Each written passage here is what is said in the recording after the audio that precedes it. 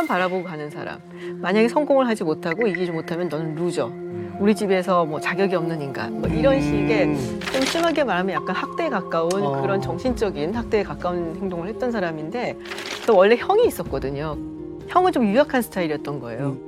그러니까 아버지가 뭐 하나 제대로 못하면 막 그냥 막 쥐잡듯이 잡고 막 이러면 그걸 견디지 못해서 결국에 나중에 알코올 중독에 걸려서 사망을 하게 되는데 딱 보면은 성공을 무조건 해야 되고 성공하지 못하는 사람은 모두가 루저고 나는 경쟁에서 무조건 이겨야 되고 나한테 덤비는 사람은 다 루저. 정서적인 문제가 있는데 그 가정 환경이 더욱더 그렇게 만들었다는 거죠.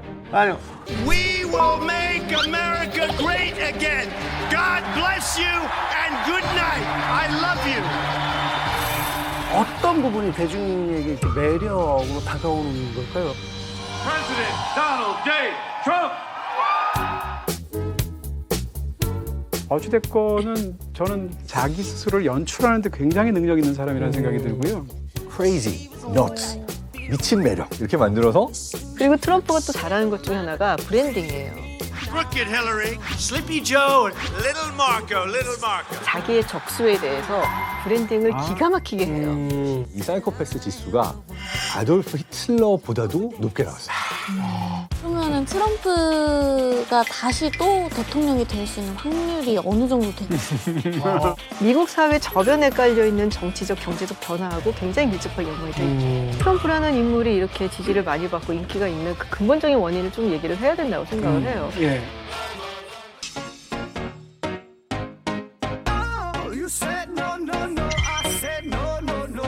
Now, if I don't get elected, it's going to be a bloodbath for the whole. That's going to be the least of.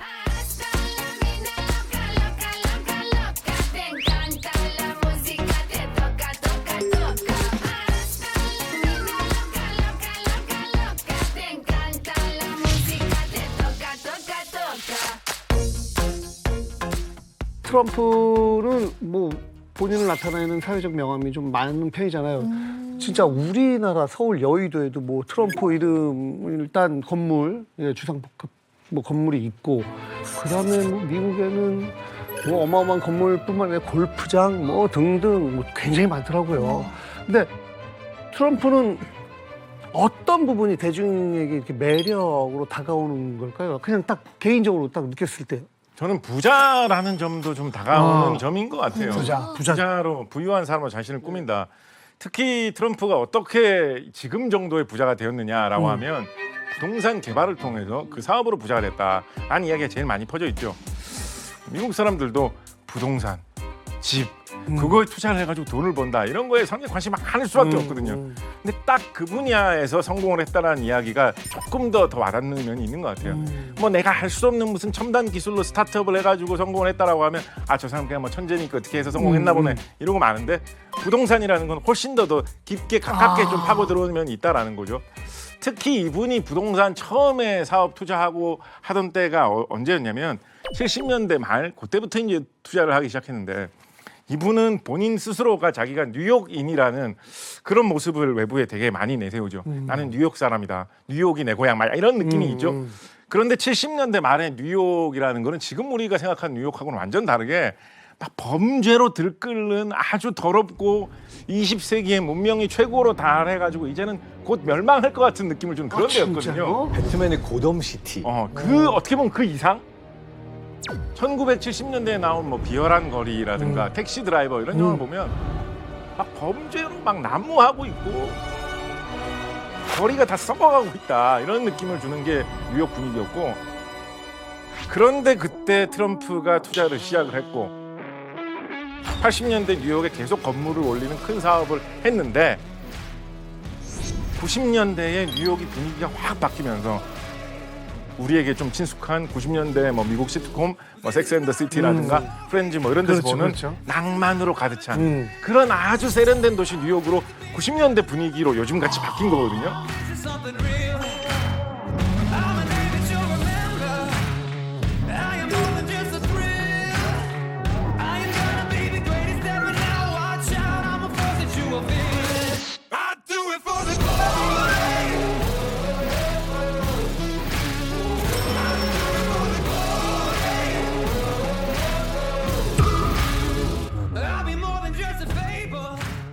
그러니까 사람들이 상세한 상황을 잘 모르고 트럼프를 보면 어떻게 뉴욕이 다 그 허물어지고 망한다고 하던 시기에 자기 이름 딴 빌딩을 착착착착 세웠는데 그게 이렇게 성공을 하면서 뉴욕도 살아나고 아름다운 도시가 되고 저 사람도 저렇게 부자가 됐다라는 게 뭔가 성공 스토리로 보이고 아 저런 게 아메리칸 드림이지. 약간 이런 느낌으로 다가와서 호감을 주는 요소가 저는 상당히 있다라고 봅니다. 근데 사실 원래 부잣집 아들이었고요. 흑수저에서 올라온 것도 아니었거든요. 원래. 아버지가 굉장히 성공한 사업가였거든요. 근데 뭐랄까 성공만 바라보고 가는 사람. 만약에 성공을 하지 못하고 이기지 못하면 너는 루저. 우리 집에서 뭐 자격이 없는 인간. 뭐 이런 식의 좀 심하게 말하면 약간 학대에 가까운 그런 정신적인 학대에 가까운 행동을 했던 사람인데 또 원래 형이 있었거든요. 형은 좀 유약한 스타일이었던 거예요. 그러니까 아버지가 뭐 하나 제대로 못하면 막 그냥 막 쥐잡듯이 잡고 막 이러면 그걸 견디지 못해서 결국에 나중에 알코올 중독에 걸려서 사망을 하게 되는데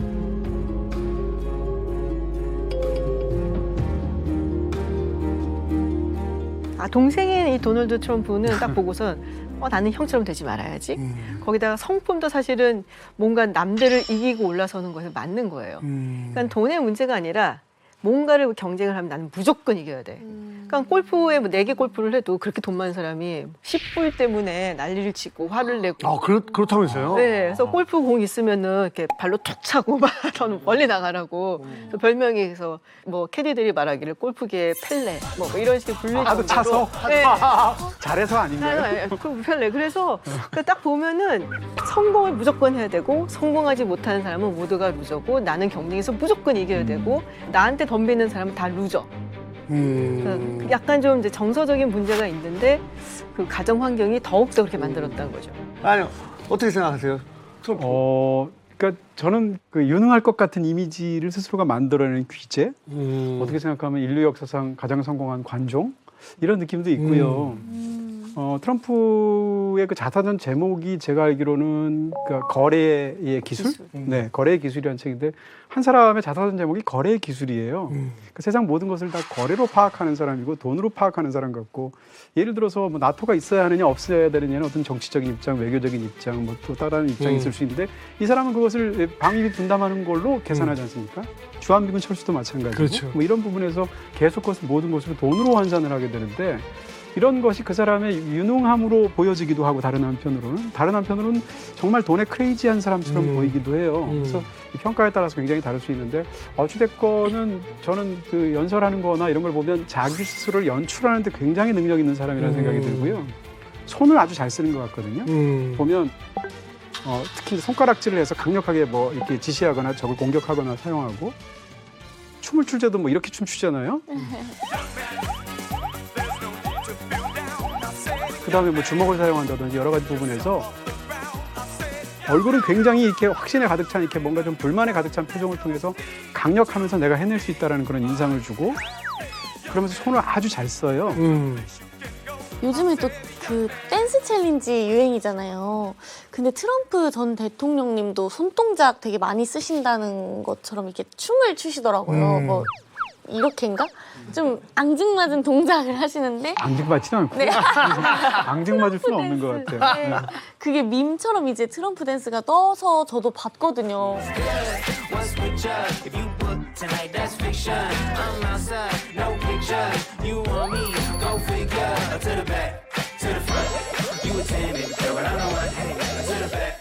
그러니까 그렇게까지 하는 사람이 없었기 때문에 그런 건가요? 뭐 홍보 효과가 실제로 좀 있을까요? 어때요? 뭐 일단은 정치인이 그런 모습을 보여주면은 친근감을 느끼죠. 그리고 트럼프 전 대통령도 보면 이렇게 온화하게 생기진 않았잖아요. 약간 조금 무섭게 생겼는데 보니 막 이러면은 이제 사람들이 뭐 재밌어도 하고 그런 식으로 밈을 만들어서 돌리면은 사실 그게 다 홍보 효과거든요. 막 표정도 이상한 거 짓고 그게 지금까지도 나오는데 본인은 개의치 않는 거죠. 그렇게 하면 사람들이 더 많이 알게 되고 더 인기를 얻고 막 이런 거 있잖아요. 네, 그런 게 나갈수록 좋다라는 그러니까 본능적으로 아는 것 같아요. 근데 뭐 전당대회 때도 이렇게 딱 이미지를 만들어서 뭐 등장하고 뭐 음악 틀고 하는 거 보면은 그런 쪽에 뭐 대중들 심리를 파고드는 건 참 잘하는 것 같아요. 어마어마하게 잘하는 거죠. 전당대회 때 보면은 이제 등장할 때 We Are the Champion인가요? 그 노래가 막 나오고 막 그러는데 이렇게 막 뒤에서 백라이트 막 비춰주고 막 실루엣으로 이렇게 막 등장하고 막 뭐 노래는- 본인이 연출하는 거. 아, 본인이 연출했죠.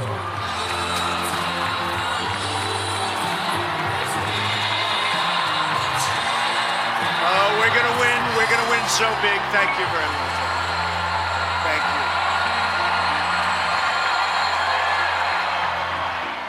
원래 전당대회는 이렇게 한 며칠 동안 하거든요. 그럼 마지막에 나와요, 후보가. 근데 트럼프 전 대통령은 첫날 딱 나와요. 그러니까 이거는 나를 위한 파티다. 뭐 이거를 이제 천명을 하는 거죠. 그래서 볼 때 저런 전당대회 내가 본 적 있나? 하고 봤는데 계속 보게 되는 거예요. 그래도 재밌으니까. 재미. 네. 기본적으로 스스로를 연출해서 자기가 보이고 싶어하는 나로 그것을 만들어내는 데 있어서 탁월한 느낌이 있고 이제 어프렌티스라는 그 프로그램으로 굉장히 예전에. 리어 파이어드라는 그 굉장히 유명해졌잖아요. New York City, it's the benchmark for success. Nice looking group. Wow. Welcome to New York. Rudy Giuliani spoke about leadership, but the men went out and hired cleaning people. Easy. You're fired. You're fired. You're fired. You're fired. You're fired.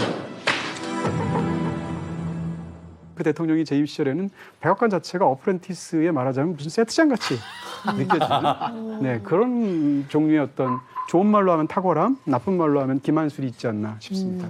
저는 이분이 쇼맨십이 정말로 좋다라는 생각은 볼 때마다 좀 많이 하는데 뭐 우연일 수도 있겠습니다만 저는 뭐 보면서 저건 좀 대단한데라는 생각을 했냐면 사업가로서 되게 성공한 사람이 가끔 카메오로 영화에 출연하는 경우가 있습니다. 근데 트럼프는 어디에 카메오로 출연한 게 굉장히 제일 유명하냐면 나홀로 집에 2편에서 출연한 게 제일 유명하고 기억하죠. 근데 나홀로 집에 2편에서 어떤 역할로 출연하냐면 저는 이걸 알고 했나 모르고 했나라고 생각을 하는데 나홀로 집의 주인공 케빈 맥컬리 컬킨이 길을 잃고 뉴욕에 처음 와가지고 호텔에 이렇게 오는데 호텔에 와가지고 들어오면서 지나가는 사람한테 로비가 어디예요? 라고 물어보면 트럼프가 저쪽 왼쪽으로 가면 있다 라고 설명해 주는 역할로 나와요. 트럼프가 딱 트럼프스러운 그 모습에 그 옷차림에 그 부유한 뭐 나름대로 좀 강인하고 어떻게 보면 좀 성격도 강할 것 같은 그 모습으로 나오는데 극 중에서 역할은 길 잃은 어린이에게 길 알려주는 역할로 나온단 말이에요. 그러니까 뭔가 뉴욕을 상징하는 부자라는 사람으로 거기에 트럼프가 있는데 역할은 친절한 역할. 더군다나 이 영화 자체가 나홀로 집의 2편이기 때문에 전 세계에서 크리스마스만 되면 계속 나오고 몇십 년이고 이거를 노리고 여기에 이렇게 출연해서 이 모습으로 나왔다라고 생각을 하면 뭔가 이런 쇼맨십 보여주기 위해서 뭘 자기를 꾸미는 능력 이런 거는 참 대단하지 않나라는 느낌이 노리고 받았습니다. 나온 거는 아닐 거예요. 왜냐하면 이제 그 무대가 뉴욕이니까 맨하탄이니까 거기 이제 최적인 이제 호텔들이나 이런 로케이션을 헌팅하지 않습니까? 그래서 제작진에서 그 호텔에서 찍고 싶어 했어요. 그게 뉴욕 플라자 호텔인데 뉴욕 플라자 호텔이 트럼프 거거든요. 그래서 우리 여기 촬영하게 해달라고 촬영 공문을 보냈겠죠. 근데 그쪽에서 뭐라고 그랬냐면 빌려줄 수는 있는데 그러려면 나를 출연시켜야 된다 라고 주장했다는 거예요. 그게 이제 크리스 콜럼버스라는 감독이 주장한 거고요. 그러면서 감독이 굉장히 강렬하게 깡패짓을 했다 라는 표현까지 썼어요. 진짜요? 네. 그러면 안 되는 거예요? 그게 아마 2020년 선거전 때 아마 크리스 콜럼버스가 얘기했었는데 왜냐면 저도 가끔 뇌과학 자문 영화 같은 데 오잖아요. 네. 그럼 해드릴 수 있는데 저를 카메오 출연시켜 그렇게 얘기를 하거든요. 장럼프 아니에요, 장럼프? 아니 그게 안 되는 거였나요? 아니야, 그러니까 그런 이제 그러니까 정당한 요구일 수도 있죠. 보기에 따라서는. 근데 트럼프 입장에서 무슨 소리냐. 그게 그쪽에서 오히려 나한테 부탁을 해서 내가 이제 출연을 했다라는 것을 재반박을 하기도 했었는데요. 근데 이제 저는 이제 그 장면을 이제 기억하는데 그걸 말하고 나서 페이드아웃해서 멀리 나가면 끝이거든요. 근데 가면서 계속 이 아이를 돌아봐요. 그러니까 그 장면에서 자기는 짧은 몇 초 동에 계속 트럼프만 우리는 보게 되거든요. 그런 것이 트럼프가 자기 연출을 얼마나 잘 알고 또 얼마나 카메라를 잘하는지를 보여줘요. 트럼프 관련 뉴스를 볼 때 이제 뭐 다른 거야. 전략적으로 뭐 좀 과격한 표현, 단어 쓸 수도 있지만 이민자 그 혐오 발언을 하는 거 물론 속내는 뭐 다들 뭐 좀 달가워하지 않는 뭐 그런 측면도 다 있을 텐데 그렇게까지 대놓고 표현하는 거는 참 드문 것 같은데 왜 트럼프는 이렇게 이민자에 대해서 혐오 발언을 계속 하는 걸까요? They're bringing drugs. They're bringing crime. They're rapists. And they're destroying the blood of our country. They're destroying the fabric of our country. And we're going to have to get them out. They're poisoning the blood of our country. That's what they've done. But all over the world, they're coming into our country from Africa, from Asia, all over the world. They're pouring into our country. We're going to build the wall. We have no choice. We have no choice.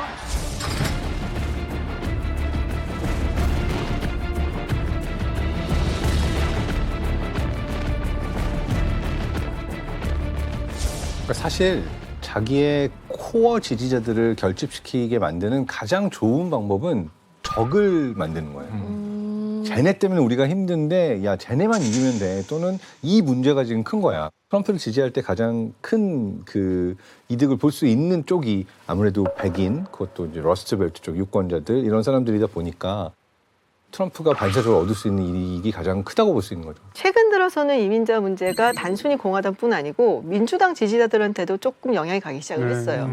뭐 뉴스에서 좀 들으셨겠지만은 텍사스에 주로 이제 넘어오는 불법 이민자들이 있을 거 아니에요. 텍사스가 아무래도 국경에 그렇죠. 있으니까. 근데 보니까 저기 뭐 뉴욕이나 뭐 시카고나 이런 쪽 있는 사람들은 그 불쌍한 그 불법 이민자들 그렇게 막 다루지 말라고 그러는데 니들은 받아봤냐고 나오는 거죠. 여기 구경 와서 봐라. 여기 뭐 난장판인데 저 북쪽에서 니들은 그런 사람들 못 봤으니까 한간 소리 하고 있네.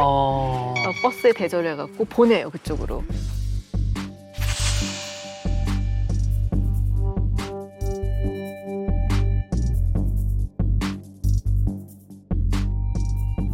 네, 그런 일들을 했었어요. 그 약간 어떻게 보면 트럼프 작전에 조금 말리는 거 아닙니까? 그런 분위기로 흘러가면. 근데 그만큼 남부 쪽에서는 그게 아주 중요한 이슈인 거죠. 그러니까 너네도 한번 당해봐라고 보낸 거죠. 근데 그러고 나서 이게 약간은 이제 국내 굉장히 중요한 이슈가 되면서 사실 이 이민자 이슈는 뭐 트럼프한테도 그렇고 바이든 대통령한테도 그렇고 상당히 중요해요. 그리고 따지고 보면 미국의 역사를 보면은 이민자 정책에 대해서는 사실 굉장히 변곡점이 많았어요. 그러니까 항상 우리가 미국은 이민의 나라, 이민을 잘 받는 것 같지만 그것도 아니었고, 뭐 예를 들어 뭐 20세기 초반에는 이민을 이제 못 오게 이렇게 막 막는 법안도 있었고, 지금 같이 우리가 막 이민을 가고 막 이런 건 1965년 이후거든요. 그래서 경제적으로 시기가 좋거나 아니면은 이념적으로 필요하거나 그럴 때 이민자를 좀 풀어주는데 또 경제적으로 힘들거나 뭐 지금 뭐 국내적으로 좀 안 좋다 그러면 또 막고 그래서 그 심리를 특히 자기를 지지하는 사람들의 심리를 정확하게 파악을 하고 거기를 막 짚고 가는 거죠. 이게 사실은 트럼프가 워낙 그것을 화려하게 하고 또 잘하고 역설적인 의미에서도 세계 최고의 권력자의 위치에 있던 사람이라서 그런데 사실 요즘 전 세계적인 현상이기도 해요. 아까 김지훈 박사님 해주신 말은 사실 유럽에도 그대로 적용되거든요. 그렇죠. 남유럽과 북유럽 사이의 갈등이 그런 거잖아요. 이탈리아 같은 국가나 뭐 그리스 같은 국가에서 난민들이 몰려오는데 위에 북유럽에서는 상대적으로 더 그렇게 하게 되면 그것을 이제 아까 텍사스 주지사가 했다는 식의 그런 방식의 이야기를 하기도 하고요. 헝가리의 오르반 총리 같은 사람은 뭐 그냥 동유럽의 트럼프 같은 사람이잖아요.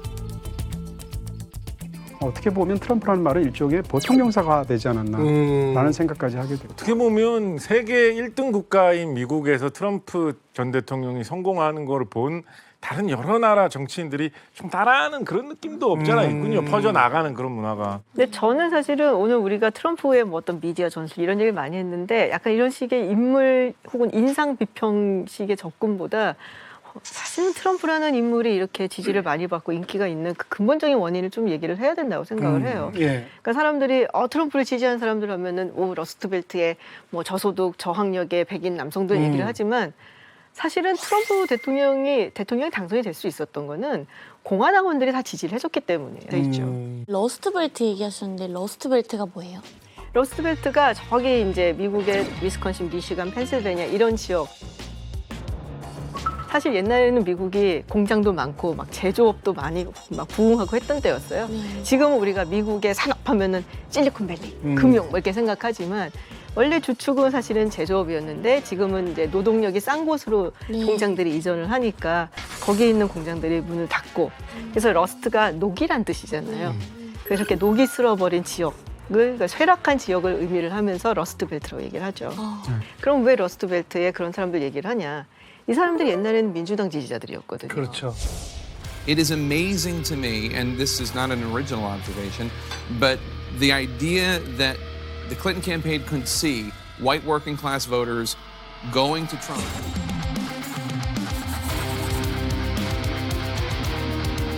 민주당을 지지하다가 왜 돌렸냐라는 걸 봐야 되잖아요. 예전에 우리가 민주당을 지지하고 했을 때 이 민주당은 우리를 위해서 뭐 이야기를 해줬고 우리의 권리를 얘기를 해줬고 뭐 했는데 지금 민주당을 얘기하고 있는 거는 그게 아니라 기후변화, 소수자 문제, 낙태, 그게 세계화까지 얘기를 하고 있어요. 이게 나랑 무슨 상관이야. 세계화를 얘기하다 보니까 이제는 효율적으로 생산을 하기 위해서 저기 중국이라든지 이런 데 노동력이 싼 곳으로 막 이전을 해버리니까 갑자기 우리 공장 문을 닫아버리고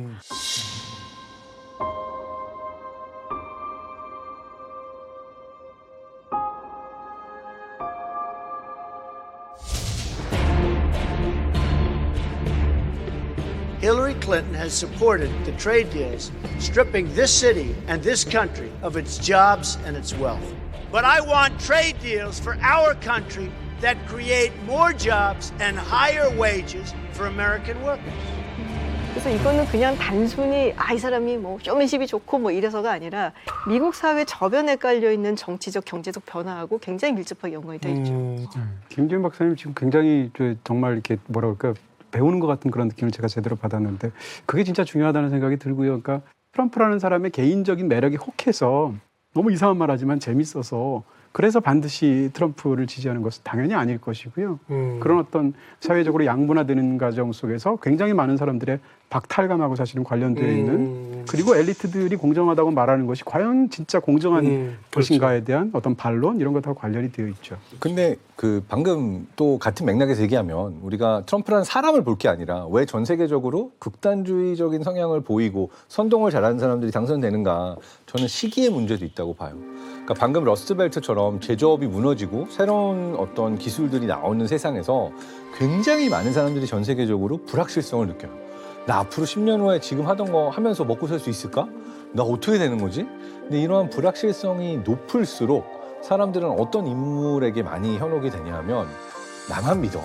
내가 너희들에게 확실한 리더로서 이거 안 되게 해줄게 또는 이런 걸 해줄게라고 좀 속된 말로 말하면 근자감이 넘치는 사람.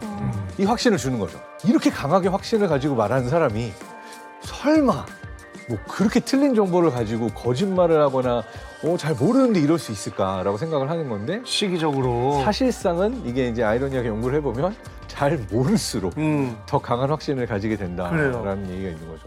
트럼프를 굉장히 싫어하는 사람들의 성향, 싫어하는 그러니까 비지지층은 뭐 어떤 분들이 많아요? 뭐 일단 민주당이면 너무 싫죠. 특히 민주당 그리고 여성 같은 경우 이제 여성에 대해서 좀 비하하는 발언 같은 것도 많이 했고 그리고 이제 트럼프 전 대통령을 안 좋아하는 사람들은 사실 트럼프가 불을 일군 가장 중요한 원인은 파산 신청을 많이 해서다라고도 얘기를 하죠. 네, 그래서 파산 신청을 파산 신청을 4번 정도. 먹튀설 이런 건가요? 그렇지. 한 4번 정도 했어요. 파산 신청을.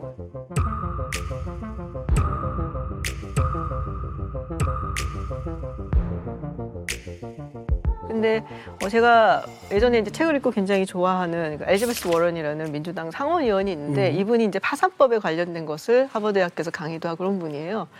근데 대부분의 사람들은 사실은 파산을 신청한다 그러면 무책임하다, 뭐 먹튀다, 뭐 이렇게 얘기를 하지만 거기까지 오기에 굉장히 괴로워하고 힘들어한다는 거예요. 이거는 그냥 내가 재산이 없어진다 순이 아니라 내 모든 것을 정체성을 잃어버린 듯한 느낌이 들고 그래서 최대한 안 하려고 하는데 일부 나쁜 사람들이 이 파산 신청을 통해서 사실은 이제 돈을 채권자들한테 안 갚고 그냥 날라버린다라는 거죠. 그래서 그 대표적인 인물이 사실은 트럼프 전 대통령이다. 그래서 이 워런 의원은 이제 굉장히 트럼프 전 대통령을 싫어해요.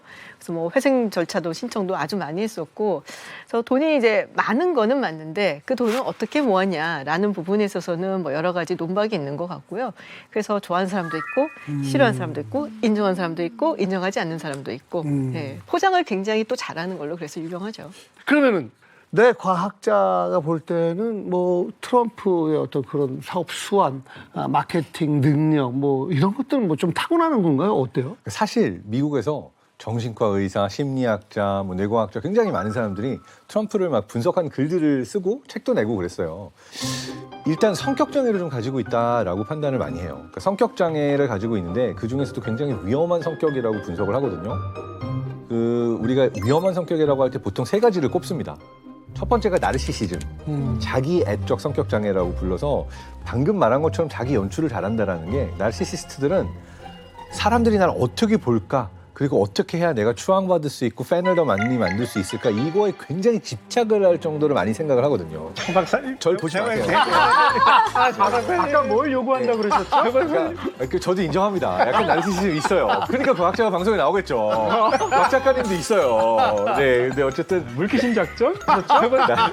나르시시즘이 높다가 첫 번째고, 두 번째는 사이코패스 지수라는 게 있는데, 성공한 사회적 인물, CEO라든지 정치인 이런 사람들 중에 사이코패스가 얼마나 많은가를 봤더니 실제로 다른 어떤 포지션, 직업에 있는 사람들보다 오히려 이런 리더십에 있는 사람들이 몇 배 이상 사이코패스가 많았다라고 하는데 이 경우에 이걸 이제 잘 활용해서 기능성 사이코패스라고도 얘기를 합니다. 근데 이걸 놓고 실제로 측정을 해봤던 결과들이 있어요.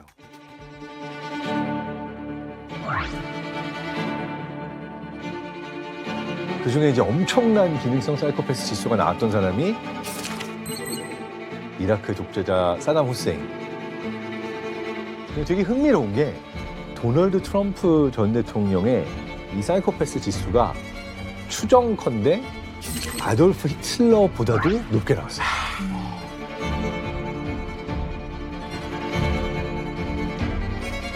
그래서 많은 이 전문가들은 물론 이건 추정치니까 우리가 팩트라고 말할 수 없습니다. 사이코패스의 성향이 아주 강하게 보이는 인물이다 이렇게 꼽고 있습니다. 그리고 요 3번째 부분이 이제 마키아벨리즘이라고 부르는 건데 다른 사람을 통제하고 지배하려는 욕구가 아주 강한 거를 마키아벨리즘이라고 해서 도널드 트럼프 같은 경우는 그러니까 나르시시스트, 사이코패스, 마키아벨리즘 요 3가지가 다 있는 인물이다로 볼 수가 있어요. 근데 요게 어떻게 보면 거꾸로 지금의 어떤 성공에 도움이 됐을 수도 있는 스킬들이다. 근데 대통령 선거 끝나면 이 에피소드만 막 다시 보기 위해서 빠지고 이런 거 아닙니까?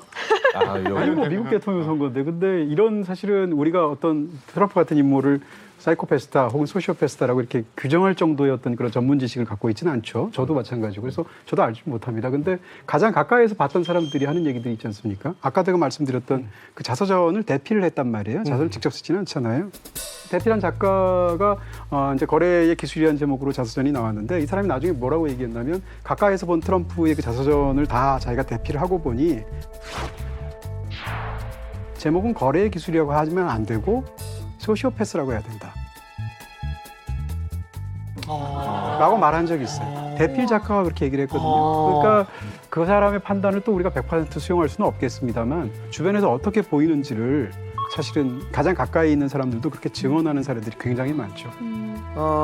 트럼프가 사실 세계에서 뭐 SNS 제일 열심히 하는 정치인, 제일 많이 하는 정치인, 뭐 트위터 정치라는 말이 있듯이 잘 활용하면 물론 득이 되겠지만 또 한편으로는 실도 많을 것 같은데 어때요? 지금까지의 결과를 봤을 때는? 트럼프가 트위터, SNS 너무 많이 해가지고 사실 SF계에서는 어떤 우스갯소리가 돌았냐면 UFO, 비행 접시가 외계인이 미국에 와 있다라는 거는 사실 수가 없다.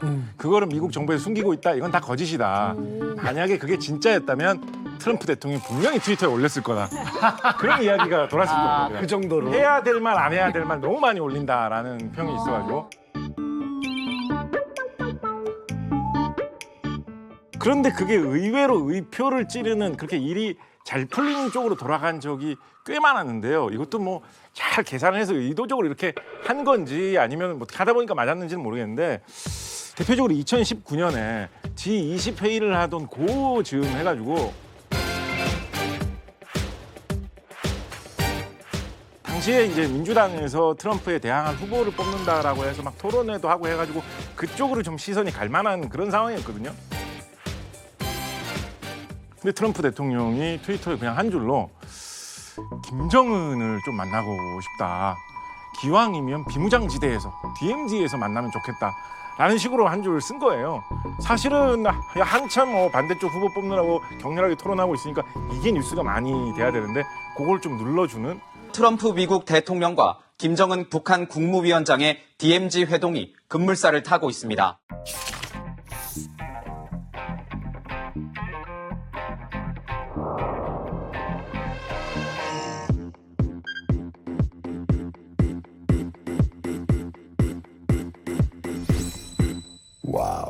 가장 처음으로 우리 땅을 밟은 미국 대통령이 되서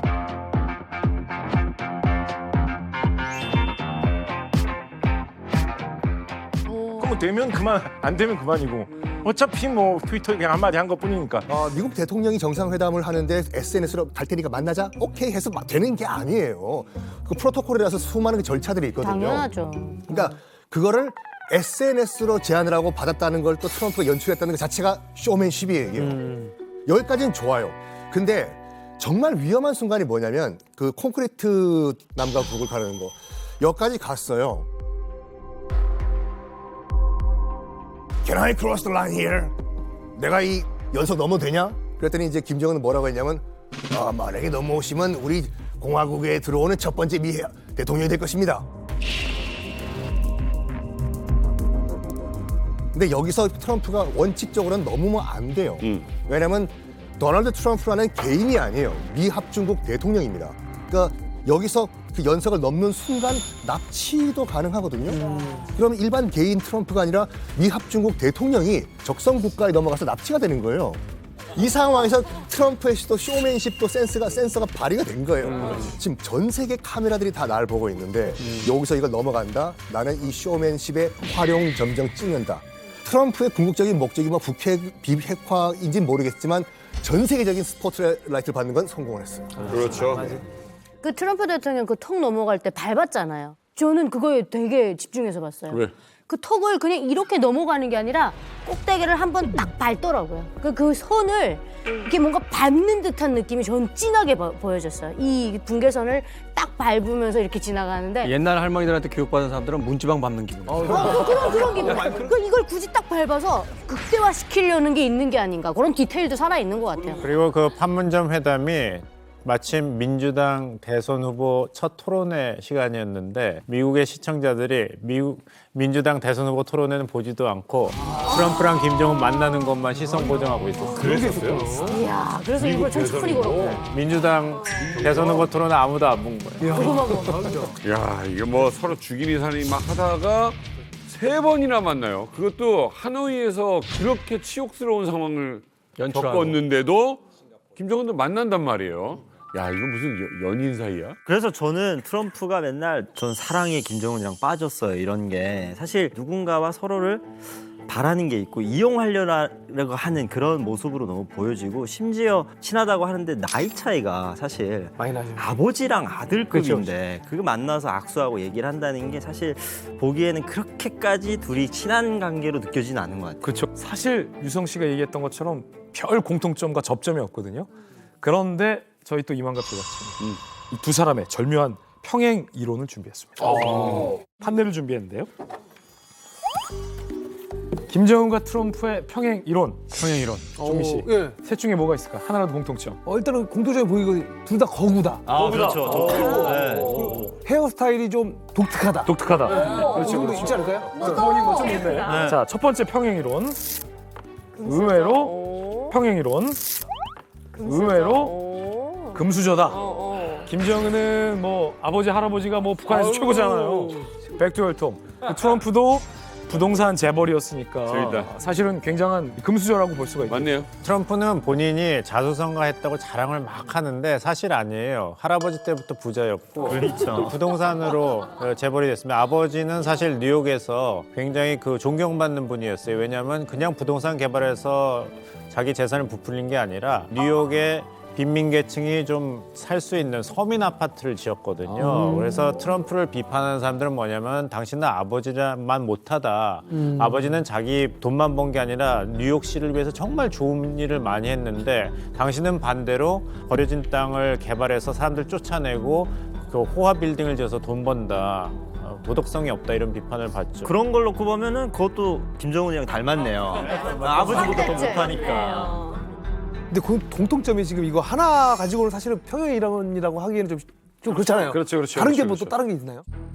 두 번째 평행이론은 바로 기질입니다. 승부사 기질이 있다는 거예요. 승부사 기질. 트럼프 대통령의 자서전에 보면요. 이런 말이 있어요. 나는 크게 생각하기를 좋아한다. 사람들은 대개 무언가 결정을 내려야 할 경우 이를 성사시킨다는 것에 두려움을 갖기 때문에 규모를 작게 생각하는 경향이 있다. 그릇이 작다는 거죠. 아니, 자기는 그렇지 않다는 거죠. 자기는 두려움이 없기 때문에 뭐든 크게 그릇을 크게 생각한다는 거예요. 근데 북한 김정은 같은 경우도 모험을 하기 좋아한다는 분석이 있고 더 우유부단하다는 분석은 있어요. 그래서 정확하게 김정은의 이 퍼스널리티를 어떻게 규정하느냐에 따라서 이 두 사람 사이의 어떤 기질이 평행 이론이 될 수도 있고 정반대의 기질이 될 수도 있어요, 사실은. 근데 예전 같으면 모르겠는데 러시아에 가서 푸틴 만난 거까지 포함해서 보자면 이건 좀 맞는 표현 같아요. 그거를 보면 방금 말씀하신 것처럼 승부사 기질이 있는 것 같아요. 반면에 또 트럼프도 사실 유명한 일화에 섞인 말이 있는데 여자가 너를 먼저 걷어차기 전에 먼저 걷어차라.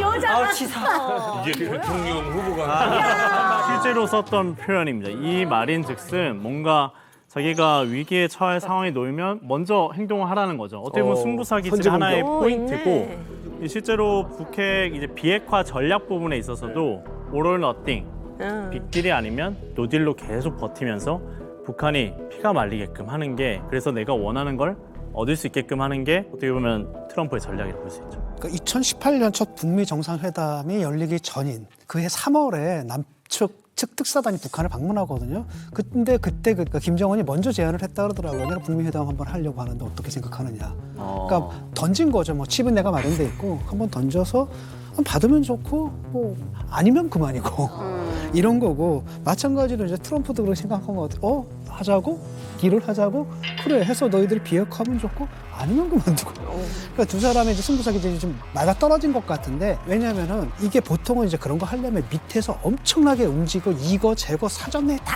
하잖아요. 요번에는 근데 둘 다 좀 특이한 개인들이 그냥 크게 우리끼리 해결해보자. 이런 성격이 굉장히 강했던 것 같아요. 제가 볼 때는. 사실 그 1차 회담도 사실 트럼프가 안 해. 너하고 회담. 이랬던 적이 있는 걸 기억하시는 분들은 기억이 있습니다. 한 번 그랬는데 김정은이가 발끈하지 않고 김정은이가 수그러들었어요. 그래서 외교적인 용어로 얼려서 결국은 북미 회담이 열리는 과정으로 가거든요. 이런 거 보면 확실히 둘이 다 승부사 기질이 있는 것 같고 그리고 둘 다 배팅을 하려는 능력이 있는 것 같고 그런데 아무래도 트럼프가 조금 더 배팅 능력이 강한 게 아니냐는 생각이 들어요. 고 박사님이 이야기하시는 그 한 번 취소 그것은 이제 트럼프가 사업 편지를 써서 존경하는 위원장님 조건이 변했기 때문에 아쉽지만 이번에 말고 다음에 만나겠습니다. 사인 이만큼 해서 보냈잖아요. 네? 그것은 왜 그랬냐면 당시 그 김계관 북한 외무성 제1부상하고 최선희 부상이 그 마이크 펜스 부통령을 이제 비판하는 이제 성명을 발표하니까 트럼프 대통령이 발끈해서 내 부통령을 모욕하다니 그럼 취소야 이렇게 한 것이죠. 하지만 북한이 이제 낮은 자세를 보였기 때문에 이제 트럼프 대통령이 그러면 계속해서 예정대로 북미 정상회담을 개최하겠다 하는 태도를 보였는데 그때 아마 트럼프라는 인물에 대해서 북한이 굉장히 소중한 학습을 한 것 같아요. 트럼프라는 인물은 절대 자존심을 건드려서는 안 된다. 자존심이 워낙 강하기 때문에 이것을 최대한도 활용해야 된다. 그 이후로 트럼프 대통령을 비난하는 성명이 북한에서 나온 적이 없어요. 그러네. 친서를 보내고 했지만. 그러니까 트럼프 대통령의 이게 장점이자 약점은 모욕을 받고 아니면 지고는 참을 수가 없어요. 잡지를 보면은 매년 세계의 억만장자 리스트를 발표하잖아요. 유일하게 그 편집장이 한 얘기가 뭐냐면은 대부분의 부자들은 자기 재산을 축소해서 보고한대요. 포브스에. 왜냐하면 세금 문제가 있으니까. 트럼프만 매년 항의 전화를 한대요. 내 재산이 아까도 나왔지만 70억 달러인데 왜 30억 달러로 했냐. 내 재산 더 많다. 이런 얘기를 하기 때문에 그래서 모욕을 받고는 참지 못하는 그런 승부사적인 기질이 있죠. 자, 다음 이야기 한번 볼까요? 예, 자 김정은과 트럼프의 평행 이론 세 번째는요. 바로 가족 경영이라는 겁니다. 야, 페미니스트. 와, 박수 나온다. 김정은도 김여정에게 여동생에게 노동당 부부장이라는 공식 직위를 줬잖아요. 물론 실제로 김여정이 하는 일은 그보다 더 큰 일을 하고 있죠. 트럼프도 마찬가지예요. 맏딸인 이방카를 백악관의 선임 고문 직위를 부여해서 선임 고문이 할 수 있는 일보다 여러 가지 일들을 막 대신하고 다녔잖아요. 그래서 한때 김여정을 북한판 이방카라고 부르기도 했었거든요. 와, 아니 김주애가 아닌가요? 이 김주애랑 이방카랑 무슨 공통점 같은 게 있나요? 그렇죠. 이 김여정도 김여정이지만 이제는 김여정은 한물 갖고 뭔가 약간 김주애가 좀 뜨고 있잖아요. 이거 비교하기가 애매하지만 사실이라. 두 딸의 역할이 약간 묘하게 닮아 있다. 이런 얘기가 나오는 게 우선 이방카는 잘 아시다시피 이제 아빠의 선거 캠페인에 적극적으로 참여를 합니다. 그래서 아빠가 갖고 있는 온갖 비호감을 딸 이방카가 다 상쇄하는 역할을 합니다. 다 개석시켜. 그래서 트럼프의 지지와 당선에 굉장히 감초 같은 역할을 했다라는 평가가 있습니다. 주애 같은 경우도 아버지의 어떤 그 무력 도발 같은 현장에 항상 동행을 하잖아요. 뭐 화성 17형 발사나 대륙간 탄도미사일 시험 발사 현장, 열병식 중요한 행사에 등장을 해서 독재자 김정은의 단점을 김주애가 조금은 상쇄시켜주는 역할을 한다는 점에서 이방카가 좀 뭔가 역할이 닮아 있다. 장점이 있네. 그렇죠. 저는 김주애의 힘이 아버지, 엄마의 공동된 힘이 밀어올리고 있다고 생각을 하거든요, 사실은. 그러니까 김여정이는 약간 포토 프레임에서 자꾸 멀어져가는 느낌이고 그 자리를 김주애가 차고 들어오는 건데 어쨌든 그 장군들, 인민군 창건 75주년 기념 열병식 때 장군들 뒤에 쫙 세워놓고 앉아있는 김주애의 모습. 저기 사실은 김주애가 서 있을 만한 이유는 아무리 찾아봐도 없어요. 낙하산이죠. 정말 이해가 안 되는 상황이거든요. 저기 그러니까 분명히 저런 사진들을 계속해서 내보내는 거는 의도가 있는 것 같고 저 뒤에는 이설주라는 여성이 좀 있는 것 같고 그리고 트럼프 대통령도 이방카가 많이 나서지 멜라니 여사는 뒤로 숨는 거거든요. 아마 다시 대통령이 된다 해도 멜라니 여사는 관계가 안 좋다니까 좀 뒤로 빠지고 이방카가 많이 나올. 그러니까 정말 너무 같은 것들이 너무 많네요. 정말 평행 이론을 담는 것이. 취재 기자 입장에서는 사실 하노이 갔을 때는 이제 이방카가 하노이에 못 왔습니다. 그래서 원래 끝까지 이방카와 김여정이 만나느냐 안 만나느냐가 화제가 맞아요. 됐었었는데 사실 만약에 트럼프가 대통령이 된다면 이방카랑 김주애가 만나는 게 이제 기사화가 나오지 않을까. 근데 만나서 뭐라 하지? 사진 기자가 조금 힘들 것 같아요. 민망하죠, 이게. 그림이 너무 안 그려집니다. 자, 그래서 과연 트럼프가 재선에 성공을 했다. 성공을 했어요. 그러면 이제 둘은 만나. 우리는 애정하는 사이니까 어디서 만날 것이냐. 이거 궁금합니다. 우리 종민 씨 얘기 하나 한번 해주시죠. 와, 다시 처음으로 시작하자는 싱가포르로? 싱가포르 다시 시작. 너무 창의성 없는데? 생각 안 한 거 아니에요? 아니면 일단 좀 좁혀볼 수 있는 건 있을 거예요. 이제 싱가포르하고 하노이에서 만났을 때 사실 여러 평론가들이 그런 이야기를 하더라고요. 왜 이 두 나라냐? 사실은 정치적으로는 약간 독재에 가깝고 근데 나라는 잘 산다. 그러니까 김정은이가 꿈꾸고 있는 모델이 바로 이 두 나라가 아니겠느냐. 그래서 사실은 그 두 나라 경제 선호한다 뭐 이런 이야기가 있었으니까 사실 김종민 씨가 이야기한 대로 싱가포르에 다시 갈 수도 있죠. 한번 됐던 장소에 다시 갈까 싶어요. 근데 지금 만약에 우크라이나 러시아 전쟁이 올해 여름쯤에 끝나고 모스크바에서 서로 좋아하잖아요. 푸틴도 좋아하고 트럼프도 좋아하고 김정은도 좋아하고. 그러니까 그리고 모스크바는 북한에서 떠나서 가는 기차가 계속 일주일에 한 번씩 다니거든요. 가기가 쉬워. 계속 다니고 그러니까 모스크바 아니면 또 자기가 스위스에서 공부했으니까 스위스에 대한 아련한 추억이 많을 거예요. 중립국의 이미지도 그리고 있고. 중립국 이미지가 있고. 저는 이제 그 전직 영화인으로서 시나리오를 한번 써보면 좋아. 트럼프는 또 극적인 또 장면을 쇼를 연출을 할 거예요. 평양으로 갑니까? 트럼프는 자기 입으로 얘기했거든요. 궁극적인 목표는 노벨 평화상 타는 거라고. 그래서 생각해봐요. 평양 순환공항이에요. 여기에 에어포스 원이 평양 순환공항에 내리는 순간 전 세계인들이 또 많이 울 거지 않습니까? 극적인 연출. 저는 평양이라고 봐요. 저도 평양 같아요. 평양 갈 것 사실은 이 같아요. 정상회담 장소를 정하려면 두 가지 요건이 있습니다. 첫 번째는 북한의 접근성이에요. 비행기를 못 타기 때문에 열차로 갈 수 있는 거리 내에 된다. 두 번째는 미국 대통령의 안위. 위험한 적성 국가에 미국 대통령이 갈 수는 없는 아, 일이에요. 그럼 평화를 못 가겠네. 미국의 이 통제권이 미치는 국가여야 된다. 이 두 가지의 교점 플러스 알파되는 어떤 감동을 줄 수 있는 장소여야 된다. 이 세 가지가 다 일치하는 곳은 서울밖에 없습니다. 서울에서 좋겠다. 서울? 이 한반도 이슈와 비핵화에 대해서 가장 감동을 줄 수 있으면서 미국 대통령을 편안하고 북한 김정은도 쉽게 올 수 있는 지역은 서울입니다. 저도 서울에 한 표를 던지겠습니다. 김정은 입장에서는 자기를 제일 괴롭히는 한국 정부가 제일 곤란해질 수 있는 것이 북미 정상회담이거든요.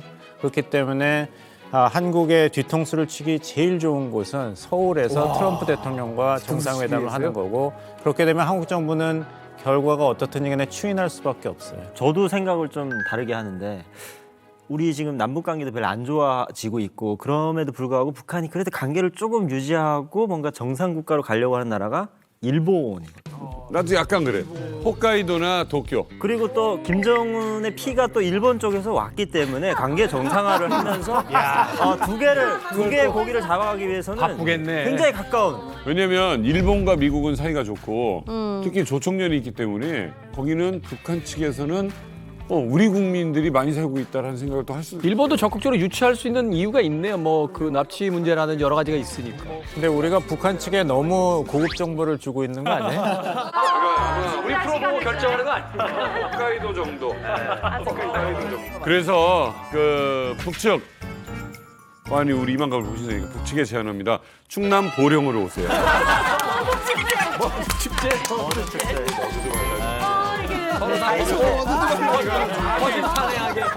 저희는 다 준비가 되어 있습니다. 우리 관광객도 많이 오고요. 지역적으로 딱 좋습니다. 만약에 어디서든 이 둘이 만나게 된다면 어떤 거래가 이루어질까요? 제가 정답을 알죠. 무모한 거래.